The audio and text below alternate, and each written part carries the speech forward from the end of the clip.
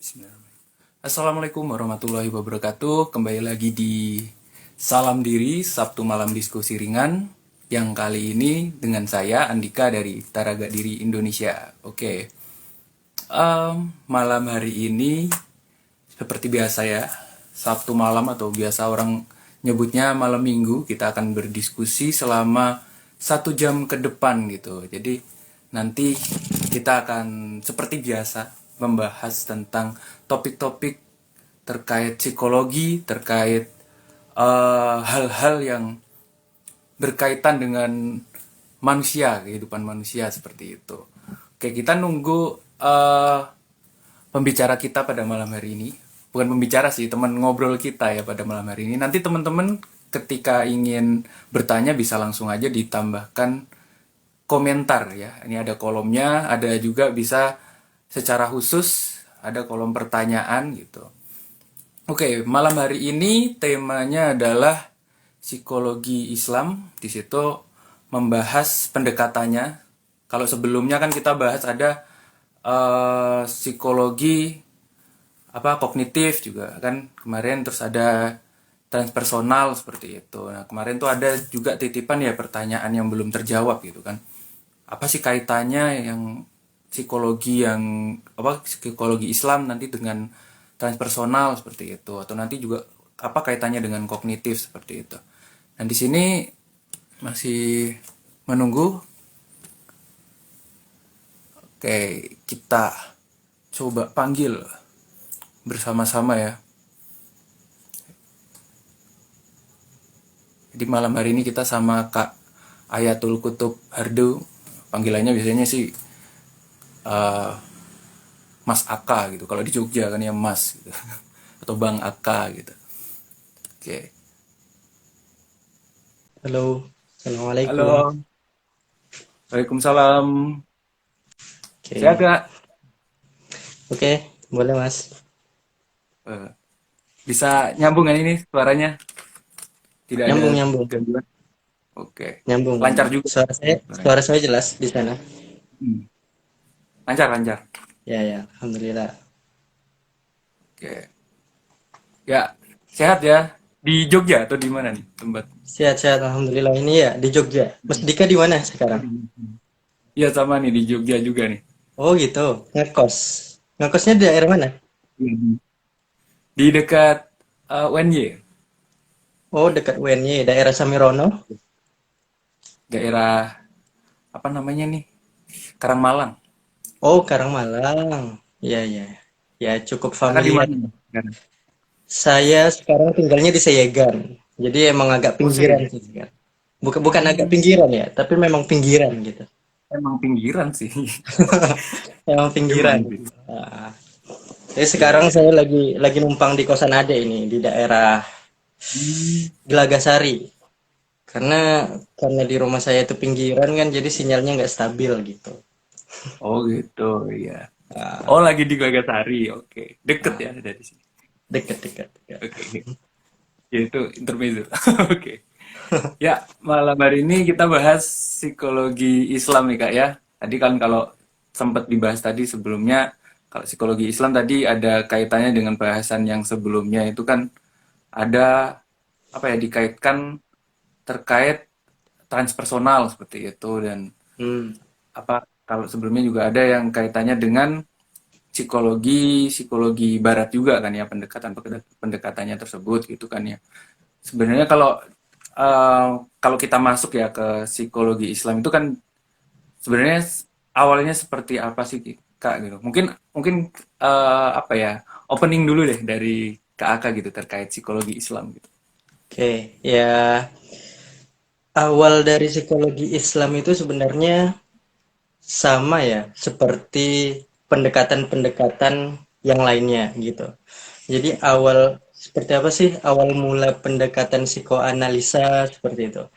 Bagaimana awalnya pendekatan behavioristik itu atau behaviorism itu muncul seperti itu, dan bagaimana awalnya pendekatan humanis itu ada seperti itu. Nah, dasarnya itu sama. Dasar awal dari pemikiran psikologi Islam atau pendekatan psikologi Islam ini didasari dengan adanya rasa gelisah. melihat Hmm. perkembangan atau pendekatan-pendekatan psikologi yang ada pada saat itu. Contohnya, ketika behaviorism lahir, behaviorism ini merasa ada yang kurang pas nih. Kok pendekatan psikologi yang versi psikoanalisa itu dipandang sebagai dibagi dengan ada istilah id, ego, dan superego. Nah, behaviorism itu memandang, wah, kayaknya perilaku manusia nggak kayak gitu seperti itu. Perilaku manusia itu adalah perilaku-perilaku yang tampak seperti itu. Nah, itu adanya ketidaksetujuan kan. Begitu juga humanis melihat behavioris. Ada ketidaksetujuan dengan ide dari behavioris itu terhadap humanis. Nah, begitu pula pendekatan psikologi Islam ini. Itu adanya ketidaksetujuan terhadap pandangan-pandangan dari pendekatan psikologi yang awal mula itu lahir terlebih dahulu dalam memandang manusia. Contohnya, ketika Freud mengatakan bahwa sisi original dari manusia itu terletak di bagian id, gitu ya. Walaupun pada konsep generalnya itu Freud mengatakan ya manusia itu terbagi menjadi 3 bagian yang digambarkan pada bagian id, setelah itu bagian ego dan superego. Tetapi sisi orisinalnya itu ada di id seperti itu. Di mana sisi-sisi buasnya seperti itu, sisi-sisi primitifnya Primitif itu gitu. sangat mendominasi dari manusia kayak gitu ya. Nah, itu menurut tokoh-tokoh pada saat itu di pendidikan Islam itu nggak setuju. Loh, kok sisi manusia ini hanya dipandang dari sisi primitifnya, sisi orisinal manusia ini kok dari sisi primitifnya itu nggak. Ini bahaya kalau misalnya manusia dipandang sebagai sebuah organisme, wah, atau sebagai makhluk hidup yang sisi primitifnya itu mendominasi. Kurang lebih kan sama seperti binatang ya, seperti itu. Iya. Nah, dan ini juga nggak setuju dengan pendapat dari behaviorism yang mengatakan ya manusia itu tidak lebih dari hanya sekedar respon dan stimulus. Berarti kita ini tidak Mekanik. lepas atau tidak lebih dari robot seperti itu. Yang Hmm. hanya bergerak, yang hanya bertindak itu ketika ada stimulus saja, baru kita merespon kayak gitu ya. Dan atas dasar pandangan-pandangan itulah tokoh-tokoh psikologi Islam pada saat itu merumuskan sebuah pandangan baru. Nah, perumusan itu diawali dari yang namanya beliau ini salah satu tokoh penting. Beliau baru pekan lalu meninggal, almarhum Profesor Malik Badri seperti itu, diawali dengan tulisan beliau yang judulnya Muslim Psychologist in Lizard Hole. Maksudnya itu ya psikolog-psikolog muslim dalam lubang biawak seperti itu. Nah, itu beliau menuliskan di salah satu seperti jurnal seperti itu 4 tahunan yang dimiliki oleh Amerika di US dan Kanada, dan Hmm. itu tahun 1975. Nah, 3 tahun kemudian 1978 beliau beserta kolega-kolega beliau mengadakan simposium pertama, dan di simposium tersebut itu terbentuklah organisasi yang berfokus pada psikologi dan Islam. Nah, sekarang organisasi itu berkembang menjadi yang namanya IAMP. IAMP itu International Association Muslim Psychologists seperti itu. Itu awal awal cikal bakal perkembangannya seperti itu. Sama seperti pendekatan-pendekatan lain yang diawali dengan rasa gelisah atau kritik dari pandangan-pandangan pendekatan yang lain. Seperti itu Mas Dika secara sederhananya ya. Berarti intinya sebenarnya ya mengkritisi pandangan yang sebelumnya seperti itu ya. Berarti Ya, benar benar munculnya sekali. psikologi Ah, Islam ah, ah. sendiri pun itu. Mm-mm, mm-mm, Hmm. mm-mm. Oke, oke. Berarti ini kalau seandainya kan kalau kita kaji juga kan ya sebenarnya kan tadi mengkritisi pandangan dari ya secara tidak langsung kan berarti pandangan dari barat seperti itu kan ya. Ya, kalau untuk perkembangan awalnya itu sebenarnya sejak kapan gitu dari psikologi Islam sendiri gitu kan.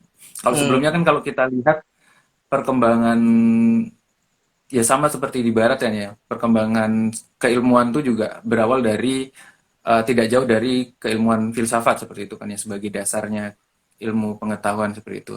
Kalau untuk psikologi ini berkembang apakah tadi mengikuti juga perkembangan filsafat, maksudnya beriringan bareng gitu atau memang tuh bertahap seperti itu? Eh, Kalau perkembangan dari psikologi dalam ranah keilmuan yang kita kenal sekarang, itu sebenarnya pesatnya itu dimulai dari konferensi pertama itu tadi, tahun Iya. 1978. Secara eh, Original. dari dasar keilmuan yang kita kenal sekarang ya. Tetapi kalau misalnya dikatakan seiringan dengan perkembangan keilmuan filsafat, itu juga bisa dibilang seperti itu. Terutama ketika filsafat-filsafat tua ya, filsafat-filsafat kuno. Kita mengenal bahwa satu di antara tokoh psikologi Islam itu satu di antaranya ada Ibnu Sina seperti itu. Itu ada juga yang membahas khusus tentang kejadian roh seperti itu atau eksistensi roh yang ditulis secara khusus oleh Ibnu Qayyim gitu dan judulnya juga langsung belak-belakan roh kayak gitu. ROH Iya. gitu. Judulnya langsung roh kayak gitu. Nah, tetapi itu kan bukan dalam ranah keilmuan yang kita kenal sekarang seperti itu. Kalau dalam ranah keilmuan yang kita kenal sekarang, terutama semenjak Wilhelm Wundt ya pada tahun Iya. 1879 itu di Universitas Leipzig secara khusus mendirikan laboratorium itu. Setelah adanya itu perkembangan keilmuan psikologi secara pesat itu mengalami kepesatan di tahun 1978 itu. Nah, semenjak 1978 itu sudah banyak konferensi-konferensi khusus untuk membahas seharusnya ini eh, ranah keilmuan psikologi Islam ini kita bawa kemana seperti itu dan kerangka yang harus kita masuki awal itu seperti apa. Nah, ada menarik kalau misalnya kita membahas ini ya apa ngebahas perkembangan dari psikologi Islam dalam ranah keilmuan yang kita kenal sekarang. Itu dirumuskan oleh salah satu tokoh psikologi Islam yang dimiliki oleh Indonesia itu khusus di Jogja bertempatnya. Nama beliau adalah Pak Fuad Nasori. Beliau punya buku khusus yang ini bukunya ada. Nah, ini di buku ini beliau menuliskan agenda psikologi Islam ini tahapan-tahapan dari pengembangan psikologi Islam itu sendiri seperti apa. Beliau mengatakan ada fase terpesona. Wah, terpesona gitu ya. Bukan terpesona yang kita kenal sekarang ini ya, yang dinyanyikan oleh Abri itu Joget-joget bukan. juga. Bukan. Nah, jadi terpesona. Jadi di mana psikolog-psikolog muslim itu terpesona dengan pemikiran-pemikiran barat seperti itu. Dan saya rasa itu kita sudah melewatinya fase terpesona di mana kita merasa bahwa wah, sisi humanis ini wah psikologi humanis ini pendekatan yang dicetuskan oleh Maslow ini keren ya seperti itu. Sangat humanis seperti itu. Wah, kita sudah mengalami itu, kita terpesona gitu. Bahkan ada salah satu teman saya itu ketika saya kuliah S1 gitu kan itu mengatakan bahwa wah saya ini adalah humanis, saya ini adalah seseorang yang memegang teguh nilai-nilai humanis kayak gitu, saya satu paham sama Abraham Maslow gitu, sampai seperti itu. Nah itu fase terpesona. Dan yang kedua adalah fase kritik. Nah dimana ketika kita terpesona ya bagaimana orang terpesona ya, orang terpesona itu kan selalu mencari gitu hal-hal yang membuat dia terpesona. Wah, dia menggali, menggali, menggali, dan semakin dia menggali, dia menemukan hal-hal yang itu tidak sesuai di dirinya seperti itu. Nah, makanya berbuahlah kritik-kritik. Nah, dari kritik tersebut menjadi ke fase ketiga. Alasan dari dasar dari kritik itu menjadi sebuah penggarapan penelitian. Nah, sekarang juga sedang dibumingkan penelitian-penelitian yang berkaitan dengan psikologi Islam. Bahkan IAMP itu International Association Muslim Psychologists itu sangat menerima dengan lapang sekali ketika kita mahasiswa-mahasiswa psikologi ini yang memiliki ketertarikan secara khusus tentang penelitian psikologi Islam itu bisa langsung diajukan jurnalnya ke mereka seperti itu. Dan prosesnya mereka tidak akan panjang-panjang seperti itu, seperti proses jurnal pada umumnya seperti itu. Nah itu penelitian, fase penelitian. Dari fase penelitian ini baru ke fase aplikasi atau penerapan. Karena buah ternikmat atau kenikmatan dari sebuah ilmu itu terletak pada pengamalannya kan. Begitu juga pada penelitian. Kenikmatan dari sebuah penelitian di mana adalah penelitian kita itu dapat diterapkan di masyarakat sehingga gema dari psikologi Islam ini bukan hanya menjadi gema yang bergaung saja, tetapi juga gema yang berbekas sehingga bisa menimbulkan sebuah perilaku atau amalan-amalan itu tadi. Nah, jadi seperti itu perkembangannya itu, Mas Dika. Oke. Berarti sebenarnya belum cukup tua juga ya kalau untuk diakui secara keilmuan dari Sangat, psikologi Islam. sangat mudah dibandingkan pendekatan-pendekatan yang lainnya seperti itu. Oke. Mm. Oke, sebelumnya nih menyapa teman-teman semuanya, buat teman-teman yang mendengarkan kita pada malam hari ini, boleh loh kalau ingin bertanya atau berkomentar terkait bahasan malam hari ini, kita bisa diskusi lah ya, lebih biar lebih apa ya namanya, terbuka lah ya. Nanti Mm. mungkin ada yang dari kita bahas tadi, oh ada penemuan baru ataupun mungkin hal-hal yang terlewat dari yang kita bahas seperti itu. Oke. Mm. Bisa di kolom komentar atau juga ada tanda tanya di sebelah kanan biasanya sih di layar teman-teman. Oke. Oke, kembali ya ke bahasan kita tadi. Jadi tadi itu sebenarnya kalau dari buku tadi ya agenda psikologi Islam tadi sebenarnya tahapan-tahapan itu seharusnya dari terutama ya dari yang kita yang menggeluti psikologi Islam tuh harusnya sudah melewati tahapan-tahapan tersebut ya. Berarti dari yang tadi ya yang mungkin kesannya adalah terpesona terus bisa apa fanatik dengan bisa fanatik ya kasarnya ya Mm. terhadap keilmuan ataupun pandangan sebelumnya gitu kan ya. Ya. Nanti juga bisa mengkritisi gitu kan ya, mengembangkan kembali pemahaman-pemahaman kita terkait teori-teori yang kita pelajari terus juga dikaitkan dengan identitas dari eh, psikologi Islam sendiri gitu ya dan bisa bisa dibuktikan secara ilmiah seperti itu ya. Hmm. Benar-benar. Oke, Nah, jadi benar. kita ini sebenarnya barangkali masih ada beberapa ilmuwan psikologi atau psikolog Hmm. muslim yang masih berada pada fase terpesona seperti itu. Sehingga Hmm. sangat-sangat ya itu masih mengalami kefanatikan yang Mas Dika katakan tadi. Itu barangkali masih ada seperti itu.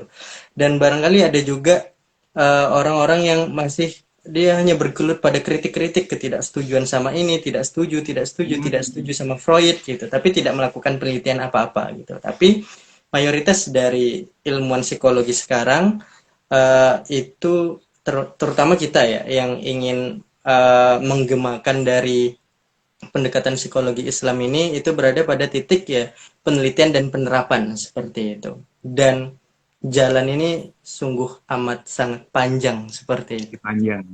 Panjang banget Oke. gitu. Nah, Masih muda soalnya ya keilmuan iya, psikologi Islam ini ya. masih muda gitu. Oke. Jadi sebenarnya kalau kalau bicara terkait ini berarti kan harus bareng ya. Tadi makanya ada wadahnya gitu kan ya. Hmm, Tadi yang dari benar. internasional psikologi Islam tadi ya. Hmm, Eh, Oke. Kalau kita bicara tadi ya, sebenarnya kan, nah pertanyaannya itu sebenarnya ketika kita, tadi kan sudah sempat disinggung ya, terkait kita melakukan penelitian kalau ataupun apa ya bahasanya mencari gitu, mencari keilmuan, maksudnya dengan pendekatan psikologi gitu, itu tuh apakah bisa, apakah sudah diakui terutama di negara kita seperti itu. Kalau kalau tadi kan kalau kalau di luar negeri tadi sempat ada ya sudah sempat diakui gitu kan ya. Cuma kalau mm, di negara kita seperti apa perkembangannya? ya. Kalau ini kalau di negara kita perkembangannya pengakuan secara legitimasi dari pemerintah itu memang Hmm. belum sampai tahap situ ya seperti itu. Tetapi sudah mulai dalam tahap kalau dalam ilmu pengetahuan itu kan ketika kita memiliki ide, gagasan gitu, itu kan kita bisa mengajukan ke lembaga-lembaga pendidikan seperti itu untuk menjadi jurnal atau bahkan untuk menjadi fakultas tersendiri yang membahas atau bisa memasuki kurikulum-kurikulum berdasarkan gagasan dan ide kita itu. Nah, di negara kita ini itu masih sampai pada tahap itu seperti itu. Jadi adanya kurikulum-kurikulum tentang psikologi Islam menjadi salah satu mata kuliah seperti itu, entah itu wajib, entah itu pilihan seperti itu, dan adanya gerakan-gerakan di mana gagasan dari psikologi Islam ini diterapkan di masyarakat. Nah, itu kita punya wadahnya. Kalau di Indonesia itu ada API, Asosiasi Psikologi Islam. Kalau di ranah mahasiswanya itu ada Imam Mupsi barangkali sekarang ya. Imam Ya. Mupsi itu Ikatan Mahasiswa Muslim Psikologi. Nah, seperti itu. Nah, itu untuk saat ini kita masih di situ seperti itu. Beda halnya dengan tetangga kita Malaysia itu, karena almarhum Prof. Malik Badri itu juga kan beliau adalah salah satu dosen yang ada di IIUM Malaysia, itu sudah membentuk fakultas sendiri kayak gitu. Nama fakultasnya itu fakultas, kalau Indonesianya itu Fakultas Ilmu Sosial dan Wahyu. Nah, menarik. Jadi Wahyu. mereka mengadakan pengkajian terkait wahyu. Dan satu di antaranya adalah wahyu-wahyu yang berkaitan dengan ilmu jiwa. Gitu. Atau kita kenal di negara kita ini psikologi lah seperti itu. Nah, Psikologi. kalau kita belum sampai tahap situ gitu. Kita masih di Iya. dasar kita masih pembentukan jurnal, memasuki kurikulum-kurikulum, pengakuannya masih di situ seperti itu. Oke. Mungkin kita kembali ke ini ya, mengenal kembali gitu terkait Hmm. Hmm. psikologi Islam sendiri ya. Mungkin dari teman-teman masih penasaran nih, apa sih yang membedakan gitu kan dari kenapa kok psikologi Islam gitu kan ya? Apa sih yang bedain gitu kan? Kalau kita kenal tadi ya pendekatan tertentu gitu, termasuk pendekatan sebelumnya ya, pendekatan Barat tuh biasanya identik dengan tokoh gitu kan, ataupun identik dengan ya faham tertentu gitu atau pergerakan tertentu bahkan gitu. Nah, kalau Islam ini kenapa kok dikaitkan dengan agama seperti itu? Atau mungkin bisa disebutkan perbedaannya dengan pendekatan-pendekatan sebelumnya? Uh, jadi memang core atau inti dari pendekatan psikologi Islam ini itu adalah landasan atau patokan pandangan yang benar, dasar pandangan yang benar dalam memandang manusia gitu. Jadi ciri khas dari pendekatan-pendekatan psikologi yang ada sekarang itu, termasuk psikologi Islam, itu kan terletak pada bagaimana cara mereka memandang manusia seperti itu. Psikoanalisa memandang bahwa ya manusia itu sisi orisinilnya ada di id, walaupun dia ada sisi ego maupun super ego seperti itu. Sisi orisinilnya tetap ada id gitu. Nah, behavioristik memandang manusia itu ya organisme yang selalu merespon ketika dia ada stimulus kayak gitu. Dan humanis itu memandang bahwa ya manusia sebagaimana manusia yang ada seperti itu, yang memiliki kebutuhan. Makanya Maslow membentuk hierarki kebutuhan. Jadi pendekatan itu ciri khasnya itu ada pada cara pandang mereka dalam melihat manusia. Begitu juga dalam Islam. Islam itu seperti apa sih dalam memandang manusia kayak gitu. Tentu harus bersandar pada hukum-hukum yang berlaku dalam Islam kayak gitu. Nah, hukum yang berlaku atau cara pandang yang berlaku yang utama dalam Islam itu adalah tentu Al-Qur'an dan As-Sunnah atau hadis seperti itu. Nah, nanti dilengkapi oleh ijma para ulama atau ijtihad-ijtihadnya para ulama seperti itu dilengkapi dengan itu gitu atau ditambahkan dengan itu. Nah, sebenarnya gimana sih Al-Qur'an itu memandang psikologi Islam gitu ya. Jadi kalau dalam Al-Qur'an, nah ini kita banyak menggunakan istilah Arab ya. Karena Al-Qur'an kan Oke. bahasanya Arab seperti itu. Nah, jadi manusia itu diistilahkan di dalam Al-Qur'an itu dengan beberapa istilah gitu. Jadi terutama nanti teman-teman. Nah, karena sekarang ini kan itunya terbatas ya, apa waktunya sangat Banyak terbatas gitu. Dan waktunya. saya barangkali hanya menyampaikan yang permukaannya saja, yang harapannya bisa menjadi pemantik bagi teman-teman yang ingin mempelajari pendekatan psikologi Islam. Nah, salah satu sumber yang saya gunakan dalam menggali tentang psikologi Islam itu adalah ini bukunya, Paradigma Psikologi Islam. Tulisannya Prof. Dr. Baharudin. Nah, ini disertasi yang dijadikan buku. Nah, beliau secara khusus menggali konsep manusia dan psikologi dalam Islam melalui Al-Quran. Nah, beliau menemukan manusia itu digambarkan di Al-Quran itu melalui 3 kelompok. Yang pertama, kelompok istilah Al-Bashar. Jadi Al-Bashar ini beliau temukan ada berapa kali gitu disebutkan oleh Al-Quran. Nah, Al-Bashar ini digunakan oleh Al-Quran untuk menggambarkan manusia yang manusia ini berketergantungan. Jadi memiliki ketergantungan dengan kodrat alamiahnya. Seperti manusia itu perlu makan, manusia itu perlu minum, Oke. manusia itu pada saat-saat tertentu, catatannya ya, pada saat-saat tertentu itu memiliki dorongan-dorongan untuk berhubungan seks seperti itu. Dan manusia itu memiliki keinginan untuk bertumbuh dan berkembang. Itu adalah istilah al-bashar yang diberikan Al-Quran kepada manusia. Nah, istilah yang kedua itu adalah al-insan. Nah, al-insan ini nanti terbagi lagi. Al-insan itu sendiri, ada al-ins, ada al-unas, dan ada an-nas. Nah, kalau teman-teman tahu ya, kul a'udzu birabbin nas, seperti itu. Nah, itu adalah satu di antara Al-Qur'an untuk menyampaikan atau menggambarkan manusia seperti itu. Nah, al-insan dari al-ins ini, istilah al-ins itu cara Al-Qur'an untuk menggambarkan manusia bahwa manusia ini memiliki potensi kebaikan maupun potensi keburukan. Nah, jadi manusia ini memiliki potensi itu kayak gitu. Nah, kemudian istilah al-unas ini masih di dalam kelompok al-insan tadi. Al-unas ini cara Al-Qur'an untuk menggambarkan manusia sebagai makhluk yang berkelompok atau makhluk sosial kayak gitu. Itu al-unas.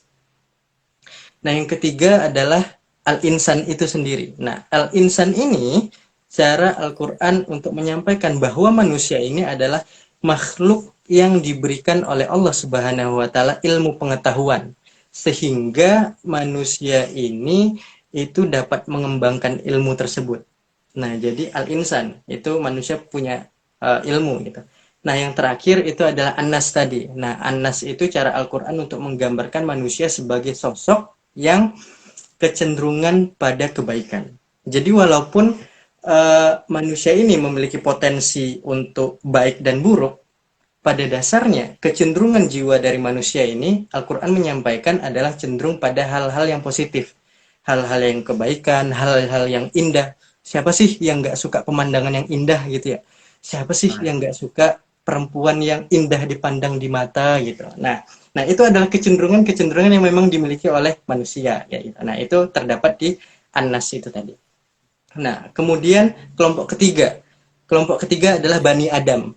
Nah, cara Al-Quran dalam menggambarkan manusia melalui istilah Bani Adam. Nah, Bani Adam ini adalah manusia sebagai makhluk yang istimewa dibandingkan dari makhluk-makhluk lainnya. Seperti itu. Makanya manusia ini beda dengan binatang seperti itu.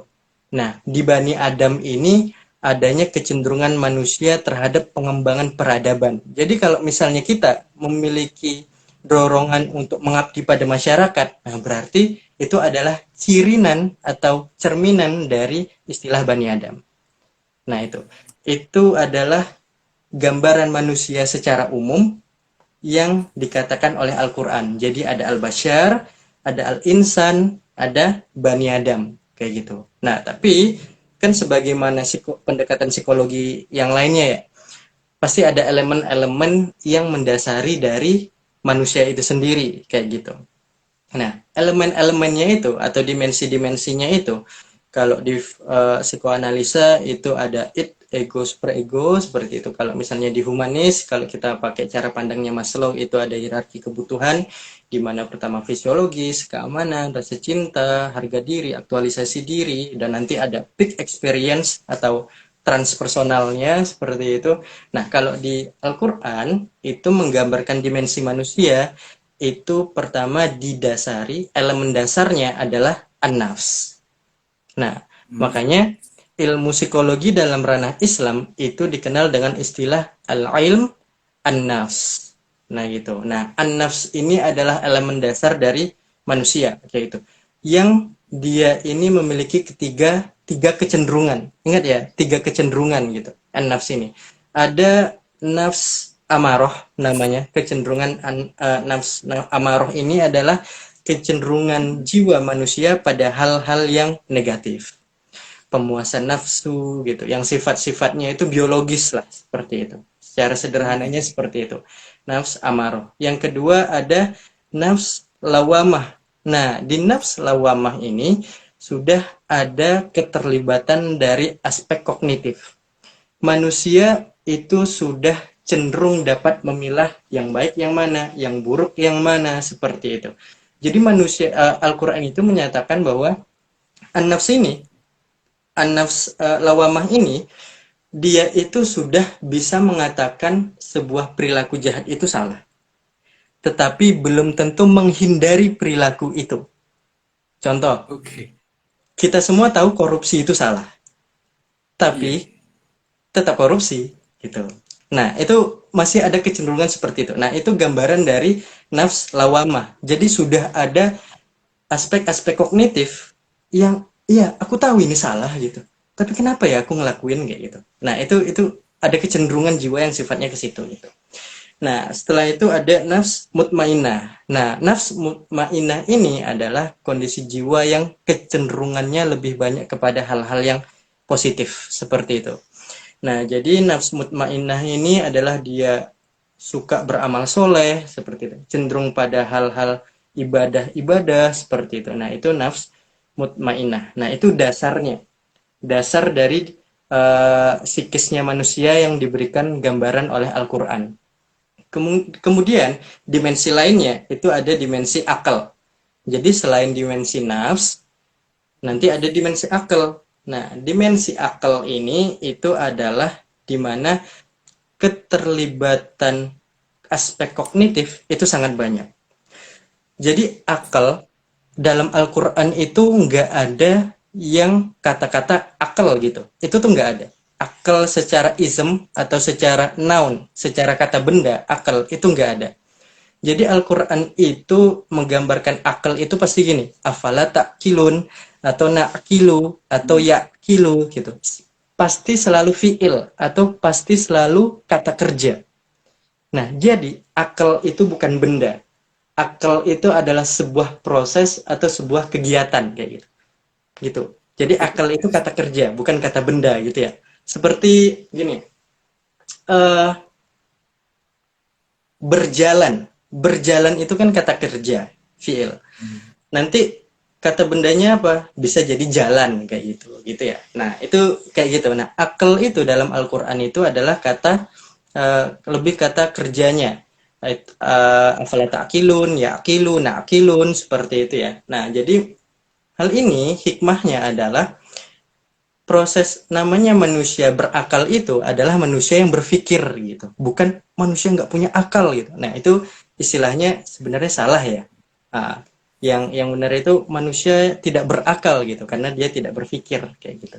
Nah, proses-proses berpikir yang dilakukan oleh manusia itu ada di dalam diri manusia yang tergambar dari istilah akal. Nah, kemudian dimensi yang lainnya itu adalah dimensi qalb. Nah, al-qalb. Jadi gimana? Kita nih kan sering ada pemikiran ya. Kita nih berpikir melalui otak atau melalui qalb gitu. Qalb kan secara kata, kalau secara bahasa ya, qalb itu adalah dada gitu atau jantung seperti itu, bukan dada, jantung gitu. Jantung gitu. Nah, tetapi secara yang dimaksud dalam Islam secara istilah seperti itu. Qalb itu adalah di mana terdapat aspek-aspek kognitif. Jadi di qalb itu kita juga ada unsur akalnya. Jadi kalau akalnya itu adalah fiil, kata kerja, qalbnya ini adalah nounnya, kata bendanya. Jadi yang berpikir itu apa? Qalb kayak gitu. Walaupun nanti ada kalangan-kalangan ulama itu menyatakan perbedaannya. Ada yang menyatakan bahwa kalau Imam Ghazali menyatakan bahwa ya qalb itu ya akal itu ya adanya di qalb kayak gitu. Karena kalau kita berpikir terlalu banyak, kita tuh ngerasa sesaknya itu di dada seperti itu. Iya. Gitu. Kita ngerasanya sesaknya itu di dada. Kata Imam Ghazali gitu kayak gitu seperti itu. Tapi ada juga ulama yang lainnya itu menyatakan bahwa ya nggak kayak gitu. Fungsi mengingat sama fungsi eh, kalau kita fungsi mengingat dan fungsi mengolah informasi itu ada di kepala, dan di kepala itu ya ada di otak kayak gitu. Kolb itu ya otak gitu, atau akal itu ya adanya di otak, bukan di kolb gitu, bukan di jantung kayak gitu. Nah, itu ada perbedaan ulama. Tapi kalau versi Al-Quran itu menyetujui dengan versi Imam Al-Ghazali seperti itu, di mana akal ini tempatnya di kolb. Nah, uniknya kolb ini bukan hanya sekedar berpikir, tetapi juga adanya aspek afektif di sana. Jadi di kolb ini kita memiliki unsur penghayatan dan perasaan. Makanya kalau misalnya kita gugup, itu yang kita pegang kan bukan otak kita ya, tetapi Iya. dada kita, di mana ada jantung kayak gitu ya. Itu. Nah, itu seperti itu. Nah, kolb itu ada uh, ada unsur akalnya, karena akal berada di situ, tetapi plusnya yang menjadikan bedanya, kolb itu ada unsur penghayatan dan perasaannya yang tidak dimiliki oleh akal kayak gitu. Nah, dimensi yang keempat itu adalah dimensi ruh. Nah, di sini yang menjadikan kaitannya ini sangat erat sekali, sampai disambung-sambungkan, disama-samakan oleh orang-orang atau ilmu psikologi yang ada itu dengan psikologi transpersonal. Itu Personal. pendekatan ruh. Karena pendekatan ruh ini sangat kuat, di mana unsur spiritualnya ini terlibat kayak gitu. Nah, jadi sisi spiritualnya manusia itu terletak pada ruh ini. Akan tetapi bedanya dengan transpersonal, nah nanti kita akan nyinggung perbedaannya psikologi Islam sama transpersonal, bedanya apa gitu ya. Tapi kita ke psikologi Islamnya dulu. Nah, ruh itu memiliki sisi daya potensi dari dalam diri manusia, yang potensi itu tampak pada amalan-amalan dia ketika dia berada di lingkungannya, atau bahasanya itu adalah khalifatu fil ard. Jadi khalifatullah fil ard gitu. Jadi sebagai khalifah Allah di bumi. Jadi potensi-potensi yang dimiliki oleh manusia yang diberikan oleh Allah itu, entah itu kecerdasan, entah itu penghayatan, entah itu perasaan, seperti itu. Nah, itu ditambahkan dengan sisi spiritual dalam rangka sebagai khalifatullah fil ard. Itu ruh, yang dimana sebagai khalifatullah fil ard ini itu tidak dimiliki di bagian psikologi transpersonal gitu. Nah, di dimensi terakhir ini adalah dimensi yang paling utama menurut Prof. Baharudin ini di bukunya ini. Beliau mengatakan dimensi yang utama dari manusia dari sisi psikologinya itu adalah di istilah al-fitrah. Nah, fitrah. Jadi fitrahnya manusia itu adalah, kalau secara bahasa fitrah itu sifat manusia yang alami kayak gitu, yang udah ada lah sejak dia lahir gitu. Itu secara bahasa ya. Tetapi secara istilah dalam Al-Quran, fitrah itu adalah kecenderungan manusia pada nilai-nilai ketuhanan, di mana dia mengesahkan Allah Subhanahu wa Ta'ala. Karena kita pendekatan psikologi Islam ya, kayak gitu. Karena kita psikologi Islam, sekali lagi itu pendekatannya kita sandarkan pada hal-hal yang utama menurut Islam, yaitu Al-Quran dan Sunnah, nilai-nilai utama dalam Islam. Nah, dalam Al-Quran itu manusia ya didasari oleh fitrah kayak gitu. Bahkan dalam satu hadis itu manusia itu ya Rasul mengatakan mamin illa yuladu alal fitrah kayak gitu. Jadi manusia itu ya diciptakan di atas fitrah kayak gitu.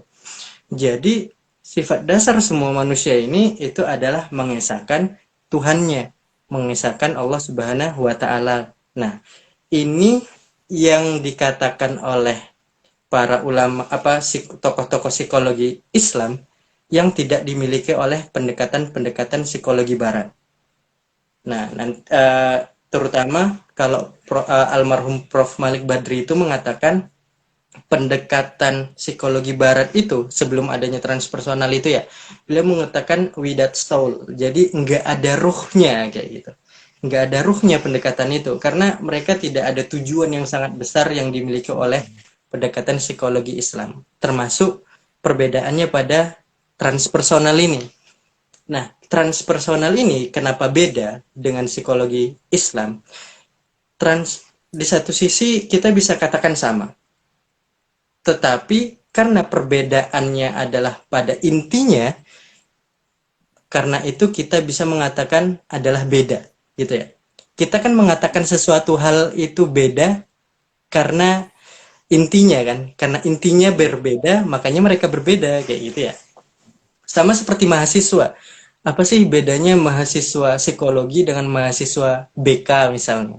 Mereka kan sama-sama itu apa mempelajari melayani manusia, bagaimana baiknya kan apa gitu. Itu ada persamaannya, tetapi mereka pada hakikatnya, wah bahasanya hakikat nih, pada hakikatnya itu beda gitu. Nah, sisi perbedaan yang paling mendasar sehingga transpersonal sama Islam itu adalah beda, itu adalah sisi mengesahkan Tuhannya, mengesahkan Allah Subhanahu wa Ta'alanya. Itu yang tidak dimiliki oleh transpersonal, karena dasar utama dari transpersonal itu adalah perhatiannya yang sangat fokus pada sisi spiritual.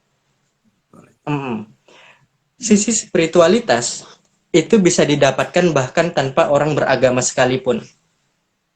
Bahkan orang-orang ateis itu juga pasti dia memiliki sisi-sisi spiritualitasnya. Karena sisi-sisi spiritualitas ini kan adalah dimana cara pandang kita itu jauh gitu, transpersonal, melebihi dari sisi dari self itu sendiri kayak gitu.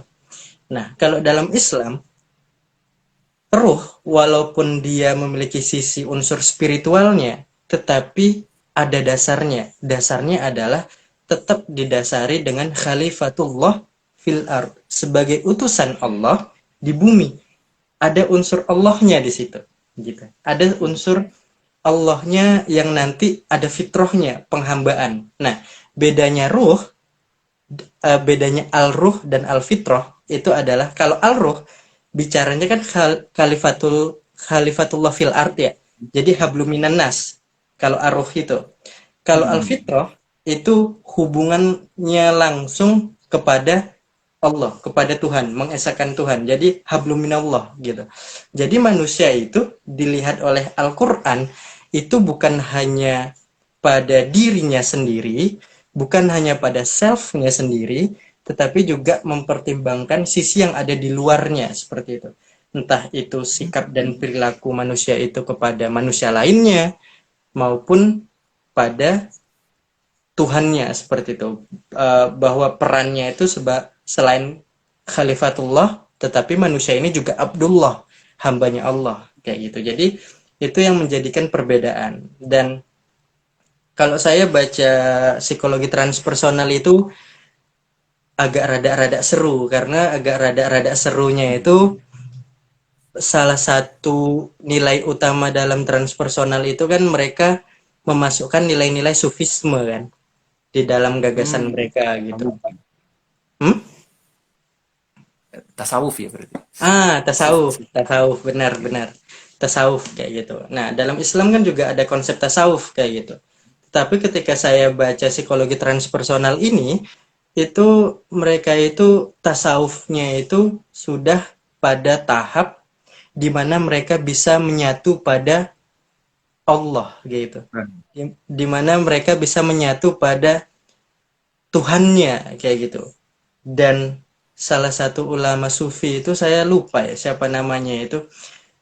Jadi ada 3 waktu sufi.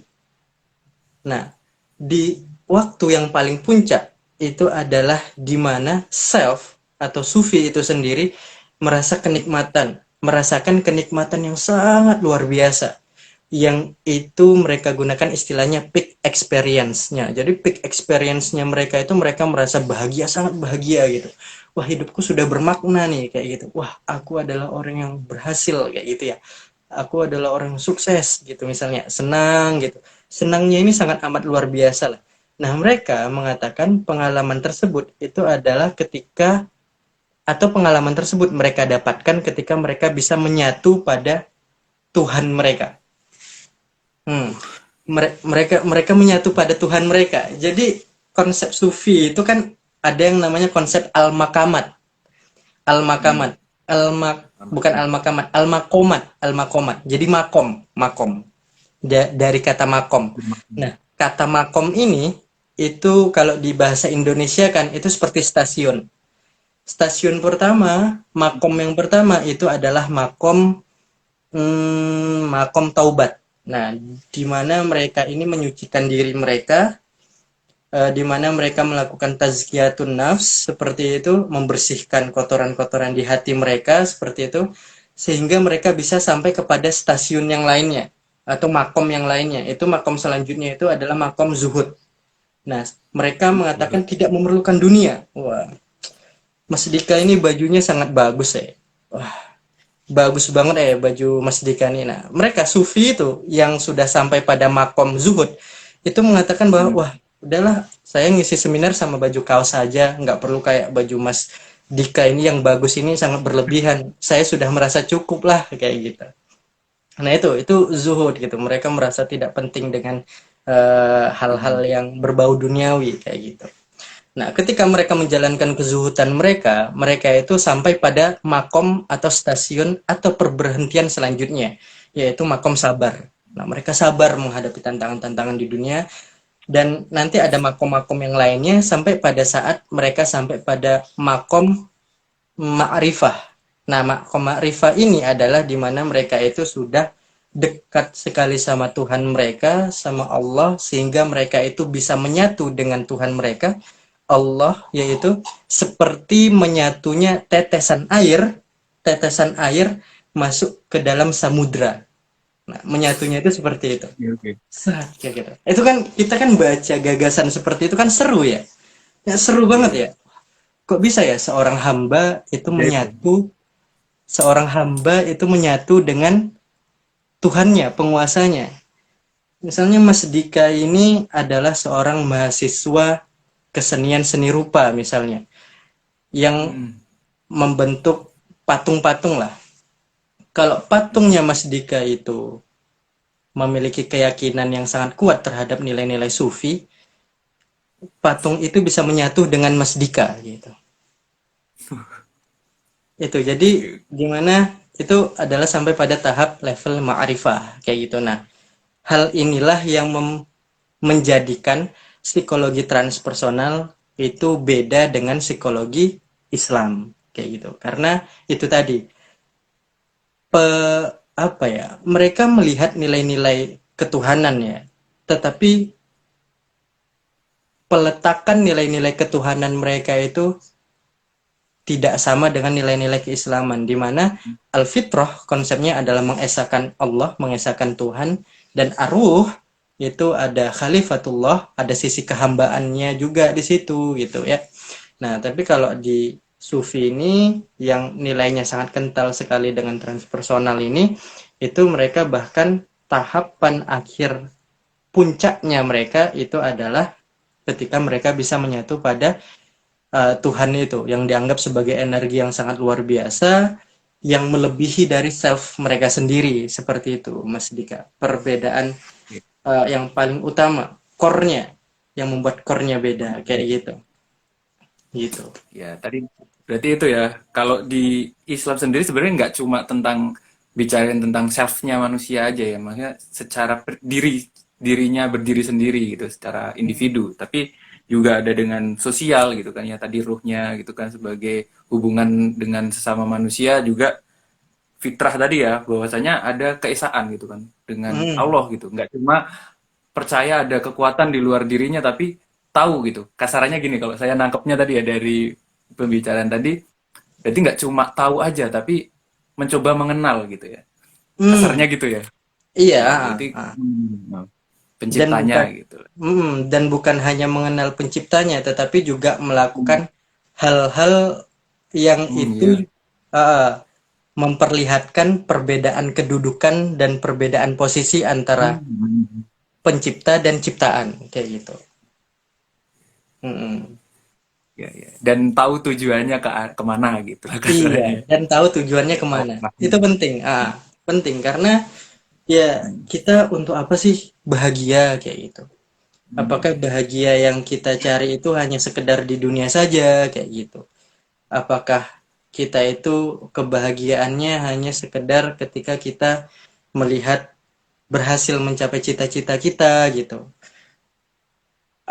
Apakah hanya sekedar sampai situ kita bahagia? Tentu kita juga ingin mencapai bahagia di kehidupan selanjutnya kayak gitu. Nah, hal itulah yang harus dicapai gitu oleh manusia gitu. Karena kan manusia bukan hanya hidup di dunia saja ya, gitu. Kan ada kehidupan yang lainnya gitu. Ya, ini seru banget ya sebenarnya ya bahasan kita malam hari ini gitu kan ya. Tadi ada kaitannya dengan ya manusia setara berdiri sendiri tadi, terus juga ternyata ya ada kekuatan lain yaitu Tuhan yang kalau di psikologi Islam kita mengenalnya bahwasanya kita itu menghamba ataupun sebagai ciptaan yang esa yaitu Allah Subhanahu wa taala gitu. Oke, ini Hmm. karena ternyata ya waktunya itu 7 menit lagi nih Kak. Oh iya. Tersisa 7 menit lagi. Oke. Ini ada Iya. beberapa pertanyaan juga nih dari Hmm. teman-teman di sini di kolom komentar. Ini pertama dari opiniislam.id. Hmm. Assalamualaikum Mas Dika yang kece dan Mas Aka yang mantap. Masih ingat saya ndak Mas Aka gini. Ini ada yang nanya nih. Waalaikumsalam Terus warahmatullah. bertanya. Waalaikumsalam Nah, warahmatullahi wabarakatuh. Kemudian bertanya, jika dari tiga pendekatan psikologi yaitu psikoanalisa, behaviorisme, dan humanis, bagaimana mengolah potensi-potensi dalam tiga pendekatan tersebut dengan pendekatan psikologi Islam? Gitu. hmm. Itu untuk pertanyaan tadi dari opiniislam.id. Gitu. Menarik ya. Jadi itu juga yang dikatakan oleh almarhum Prof. Malik Badri mengatakan bahwa kalau kita udah tahu salahnya pendekatan psikologi Barat, itu apakah kita harus mencampakkan pendekatan itu semuanya gitu? Maksudnya kita berlepas diri secara total kayak gitu. Kan mereka salah kayak gitu ya. Nah, itu almarhum Prof. Malik Badri itu menyatakan bahwa ya nggak kayak gitu juga seperti itu. Karena masih ada nilai-nilai yang itu berkesesuaian dengan Islam seperti itu. Nah, dari nilai kalau misalnya kita mencampakkan atau membuang dia sekaligus seperti itu, kita sama dengan mencampakkan satu bagian makanan yang kita sama dengan mencampakkan seluruh makanan yang ingin kita makan hanya karena satu bagian makanan yang tidak ingin kita makan atau yang tidak kita sukai gitu. Misalnya kita dalam pecel lele nih, wah kita nggak suka timunnya. Karena kita nggak suka timunnya, timunnya udah dikasih oleh penjual pecel lelenya, kita langsung buang semuanya gitu. Nasinya buang, itunya dagingnya kita buang, sambalnya buang, enggak kayak gitu. Nah, tapi kita bisa memilah-milah nih, mana yang benar, mana yang sesuai dengan Islam, mana yang tidak sesuai dengan Islam kayak gitu. Dan bagaimana caranya mendorong tadi ya, atau membentuk tadi itu. Eh, Uh, Memaksimalkan lah potensinya. Uh, memaksimalkan potensi dari manusia. Hmm.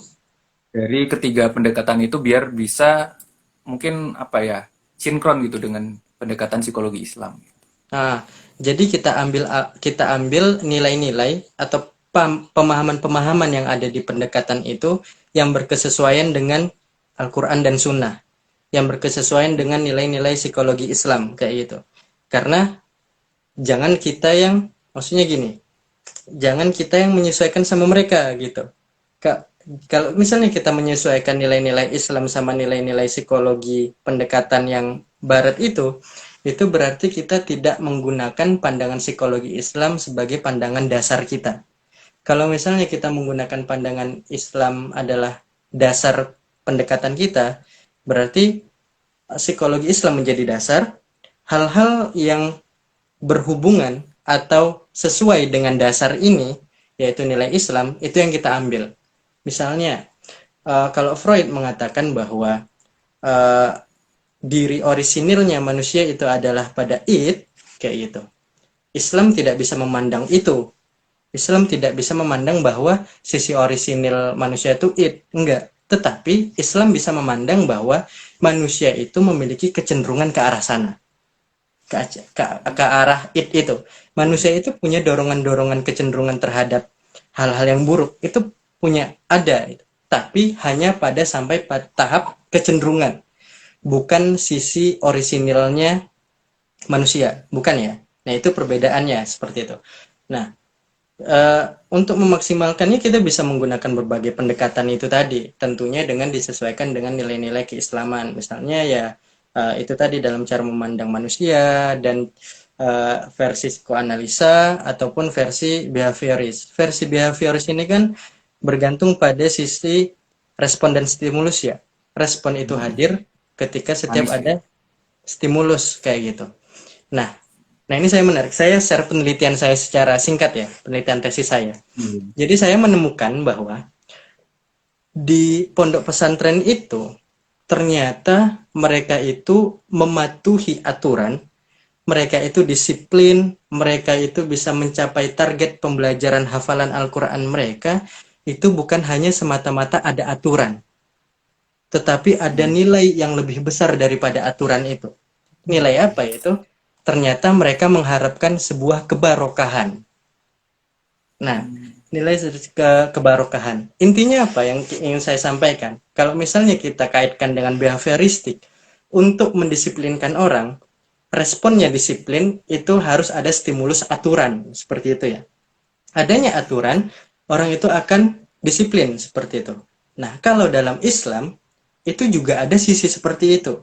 Tetapi, tidak hanya sebatas itu. Dalam Islam ada nilai-nilai yang lebih besar dari situ, ada nilai yang lebih jauh daripada itu, yaitu adalah nilai kebarokahan itu tadi yang ingin uh, dicapai gitu. Kalau dalam sisi humanis gitu, dalam sisi humanis nilai-nilai ajaran agama Islam juga ya penuhi seperti itu. Penuhi kebutuhan fisiologis anak-anakmu seperti itu. Jangan meninggalkan anakmu dalam keadaan lemah seperti itu. Jangan meninggalkan generasi-generasi selanjutmu dalam keadaan lemah. Keadaan lemah ini dalam uh, hadis itu bisa berbagai macam. Entah itu lemah dalam fisik, maksudnya lapar belum makan, atau lemah secara keilmuan, bodoh dan lain sebagainya, atau lemah secara mental, kurang percaya diri dan lain sebagainya itu. Nah, itu kalau dalam teori kebutuhan itu kan juga ada aspek-aspek itu kan dalam teori kebutuhan itu. Hanya saja bedanya pandangan Islam dengan pandangannya Maslow. Kalau Maslow itu kan sifatnya hierarki. Ketika hierarki itu adalah konsep yang ketika fase sebelumnya belum terpenuhi, maka fase selanjutnya tidak bisa terpenuhi kayak gitu. By the way, Mas Dika malam ini udah makan? Oh ya Udah sudah. makan? Udah makan malam? Udah. Wah, Makan. berarti uh, itu saya belum masuk nih ke Mas Dika. Jadi kalau misalnya Mas Dika belum makan ya, kalau misalnya Mas Dika belum Hmm. makan, Mas Lo itu mengatakan Mas Dika itu nggak bisa jadi host pada malam ini kalau misalnya kebutuhan fisiologi Mas Dika itu belum terpenuhi, karena Mas Dika itu belum makan kayak gitu. Oh gitu ya. Iya, jadi kan hierarki itu kan seperti Terus itu. berurutan gitu ya. Hmm. Harus berurutan. Jadi kita ini harus memenuhi kebutuhan fisiologis kita dulu. Makan, minum, punya tempat tinggal. Setelah itu baru kita bisa merasa aman. Ketika kita bisa merasa aman, kita baru bisa mencintai seseorang. Ketika kita bisa mencintai seseorang, baru di situ timbullah harga diri di kita. Oh, ternyata saya berharga ya bagi dia gitu. Wah, ya self esteem terbentuk seperti itu. Nah, ketika kita sudah memiliki self esteem, baru kita bisa mengaktualisasikan diri. Nah, seperti pada konteksnya sekarang ini Mas Dika sudah mengaktualisasikan dirinya kan seperti itu. Jadinya itu harus berurutan seperti itu. Nah, dalam Islam itu enggak seperti itu. Itu enggak kayak gitu. Dalam Islam kenal yang namanya itu konsep puasa. Di bulan Ramadan itu ya kita puasa. Nah, di satu sisi kita puasa, tetapi di satu sisi kita juga harus menjalankan nilai-nilai kehambaan kita. Kita ya tetap sholat 5 waktu kayak gitu. Padahal kita belum makan. Padahal kita belum minum seperti itu. Nah, jadi pada intinya adalah kita ambil nilai-nilai pendekatan dari pendekatan psikologi barat yang berkesesuaian dengan pendekatan psikologi Islam. Kita tidak berlepas diri sepenuhnya. Kita tidak berlepas diri sepenuhnya karena apa? Karena pemikiran yang dari pendekatan psikologi barat itu adalah satu di antara batu loncatan menurut saya ya, yang membukakan kita bahwa Islam itu ya juga memiliki kayak gitu. Islam juga memiliki konsepnya tersendiri seperti itu. Nah, jadinya ya kita jangan membuang sepenuhnya, membuang semuanya jangan, tetapi kita ambillah, kita pilih paham-paham yang berkesesuaian dengan pendekatan psikologi Islam. Tentunya ketika kita berbicara untuk memaksimalkan potensi, kita juga harus melihat konteks atau kondisi dari orang yang kita ingin maksimalkan potensinya. Itu. Allahu a'lam bishawab. Iya. Oke, ini ternyata waktunya sudah ah habis ya, ini mepet banget. Oke, tapi ini semoga ya dalam waktu 1 jam ini tentunya teman-teman kita semua gitu, saya Mas Aka bisa dapat suatu ilmu baru dan juga bisa bermanfaat buat kita dan mungkin nanti juga bernilai eh, barokah ya buat kita semua gitu. Amin, Oke, amin. amin. Mungkin tadi ya kalau kita bicara bahwasanya ya setiap keilmuan bisa kita apa ya kita ambil kebaikannya, kita ambil positifnya dan juga kita ambil yang mana itu sesuai juga disesuaikan dengan nilai-nilai terutama di sini psikologi Islam maka disesuaikan dengan nilai-nilai keislaman tadi ya yang berpedoman di Al-Qur'an dan As-Sunnah tadi gitu. Dan juga kalau kelanjutannya tadi ijtima dan juga hal-hal lainnya gitu. Oke. Mungkin kita akhiri ya Mas Aka ya Oh, karena ya. ternyata waktu yang eh, membatasi kita gitu. Mungkin nanti jika ada waktu lain kita bisa diskusi lagi. Oh ya mungkin minggu depan ya kita akan diskusi lagi seperti itu. Hmm. Ya oke. Mungkin itu aja dari saya. Boleh saya keluarkan Mas Aka? Oke, siap. Terima kasih teman-teman. Senang Oh ya.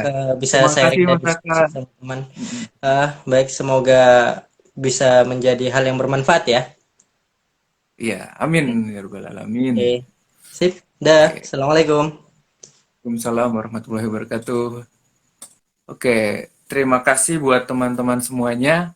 Ternyata waktu yang membatasi kita, tadi bahasanya banyak sekali, semoga bisa bermanfaat buat kita semua. Oke, buat teman-teman yang nanti tadinya belum berkesempatan untuk ikut ataupun juga belum bisa mengikuti pada malam hari ini, bisa dilihat di IGTV Taraga Diri Indonesia atau juga kita punya ada di Spotify, ya nanti dicari aja Taraga Diri Indonesia, di situ Spotify-nya ada sampai sekarang kalau sampai hari ini mungkin ada 25 postingan ya, ada 25 episode ya. Nanti bisa didengarkan gitu. Yang versi audionya aja. Mungkin nanti bisa sambil mengerjakan kegiatan sehari-hari sambil mendengarkan Salam Diri Sabtu malam diskusi ringan. Ya, terima kasih buat partisipasinya teman-teman semuanya. Kurang kurang lebihnya mohon maaf. Assalamualaikum warahmatullahi wabarakatuh.